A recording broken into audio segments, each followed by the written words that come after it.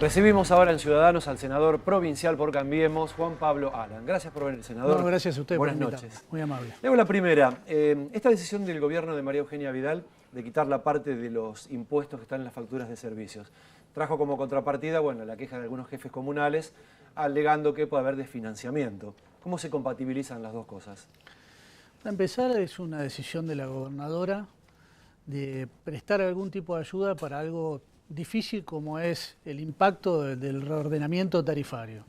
El reordenamiento tarifario es un proceso gradual de 4 años que pasamos de tarifas de los servicios públicos inexistentes, que en realidad no haber pagado esas tarifas le generó al país un costo enorme en materia de reservas del Banco Central, en materia de reservas energéticas, en generación de inflación y por consiguiente generación de pobreza, porque si hay algo que genera pobreza es la inflación. Ese proceso gradual de 4 años está impactando en las familias, en los bonaerenses, y la provincia tenía algo para aportar para ese momento, que era reducir la incidencia de los impuestos provinciales en las boletas y en las facturas. La gobernadora, por medio de un decreto, disminuyó automáticamente esa carga en 1.700 millones de pesos. Eran 2 decretos de la dictadura que sucesivos gobiernos democráticos no habían eliminado, y el resto, que es una masa de 1.300 millones de pesos, son coparticipables, los municipios reciben fondos de ahí, entonces decidimos desdoblar en la sesión de la semana pasada en 2 el proyecto enviado por la legislatura, y enviando a comisión lo que es la discusión que afecta a los municipios. Pero ayer, en el día de ayer, dimos un paso adelante en la Comisión de Presupuesto, dándole un dictamen favorable a la eliminación de esos impuestos. Por supuesto que el diálogo con los intendentes de toda la provincia sigue abierto, mecanismo de compensación, veremos cómo hacen los municipios para cobrarle a las empresas eso que dejarían de percibir si se sanciona esta ley. Da la sensación que en la provincia de Buenos Aires hay otra temática, hablo de los ministros, de los funcionarios, de los senadores, diputados, que aquella que toman en Cambiemos a nivel nacional. Es decir, ustedes son mucho más medidos, más equilibrados, por ahí se contrarresta con la actitud que por ahí tienen de enfrentamiento, digamos, Bullrich, el caso de Aranguren y demás. Digo, ¿por qué pasa esto? Porque la gobernadora se maneja desde otro punto de vista, porque hay mayor independencia de ustedes.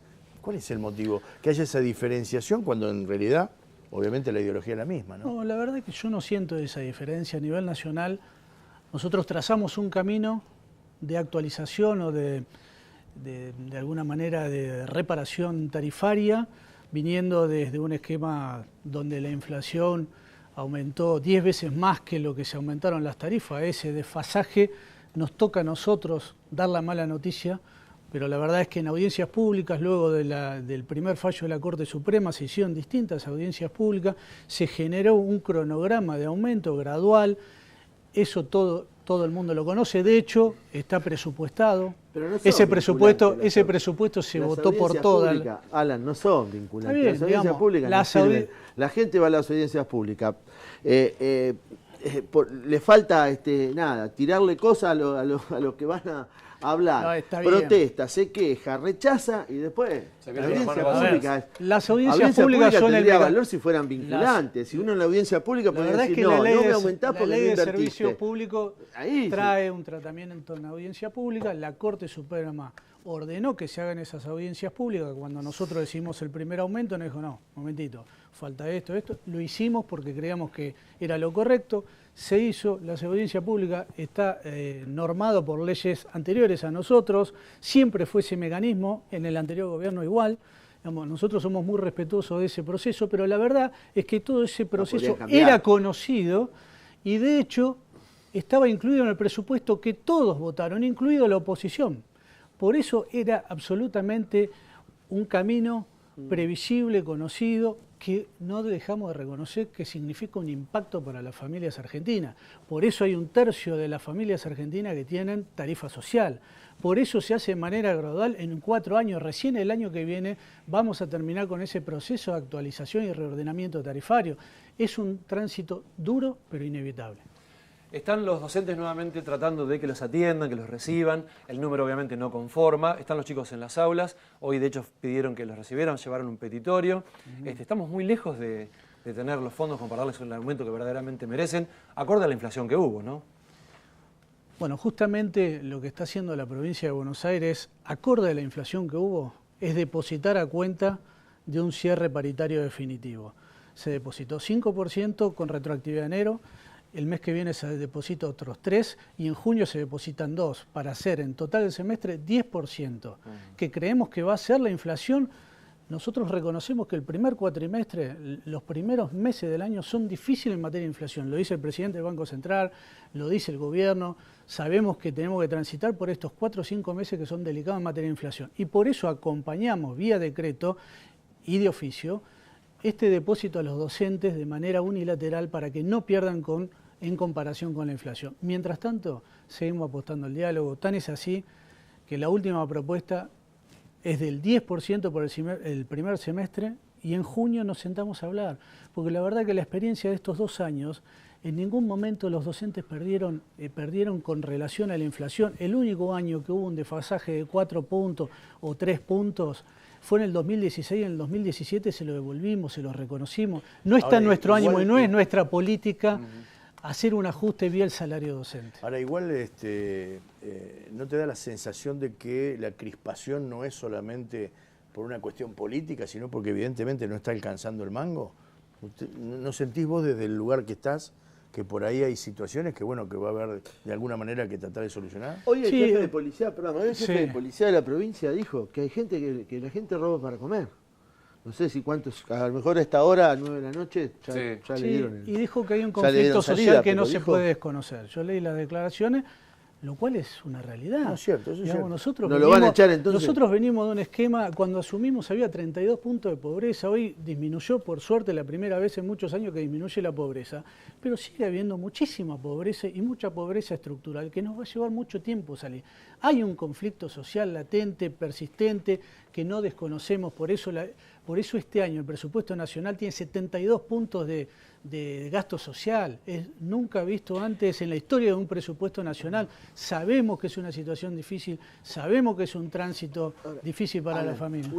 Yo digo esto, ¿no? Volviendo al tema de las tarifas y para poder explicárselo, porque mucha gente, cuando vos salís a la calle es otra cosa. Cuando estás entre políticos, entre periodistas hay una realidad y en la calle hay otra. Cuando vos decís que las tarifas son lo que había que hacer, pareciera como que para la persona que no está politizada, que no está informada, pareciera que le están cuidando el mango a las empresas. Empresas que por otra parte no invirtieron, no hicieron lo que tuvieron que hacer y ahora reclaman un dinero que hasta el momento en que vino el nuevo gobierno lo ponía el Estado, o sea, el Estado asistía a la gente que no podía pagar. Entonces, desde el discurso, digamos, o desde el entendimiento de la vida cotidiana, de la persona, insisto, que no está politizada, pareciera como que el discurso oficial es defenderle y cuidarle el mango a las empresas. Decir, no, está cara, pero está bien, porque... En la gestión pasada, en realidad, las empresas no tenían problemas porque en realidad el subsidio iba a las empresas. Claro, de alguna manera. Y no invertían. No invertían, digamos. Eso me parece que ahí no está el acento, sino en cómo saneamos una situación deficitaria que perjudica a todo el conjunto de la sociedad. Los servicios públicos significaban en el déficit es inflación, inflación es pobreza. ¿Cuánto significaba? Casi 2 puntos del déficit. Nosotros tenemos un compromiso de bajar ese déficit en un calendario de 5 años, en el 5.º año recién llegar a la meta de déficit cero. Pero para eso necesitamos ordenar las cuentas en materia de consumo y de subsidio energético y lamentablemente en el mundo, yo escuchaba en el debate parlamentario del jueves pasado, decían no, porque Estados Unidos subsidia, porque China...